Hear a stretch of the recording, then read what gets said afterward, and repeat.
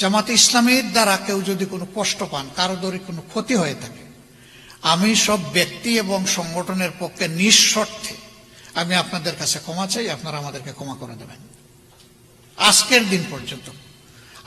দিন পর্যন্ত আমরা ভুল করি না, এই কথা বলবো কিভাবে? আমরা মানুষ, আমাদের সংগঠন একটা মানুষের সংগঠন।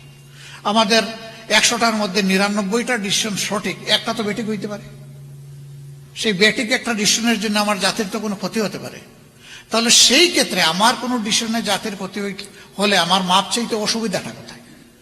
এখন মাপ চাওয়ার পরে বলে যে এই ল্যাঙ্গুয়েজ চাইলে হবে না, ওই ল্যাঙ্গুয়েজে চাইতে হবে। আরে বাবা, এই আরেক জমত লাগবে। বিনা শর্তে মাপ চাইলাম, কোনো শর্তও দিলাম না, তারপর আর বাকি থাকলো কোনটা, এটা তো বুঝি না। আজকে আবার একদম প্রকাশ্যে বলে গেলাম যে 47 থেকে শুরু করে 2025 সালের আজকে কত 22শে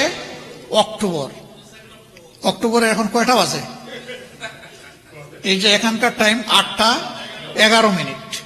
এই পর্যন্ত আমাদের দ্বারা যে যেখানে যত কষ্ট পেয়েছেন, আমরা বিনা শর্তে যারা কষ্ট পেয়েছেন তাদের কাছে মাপ চাই।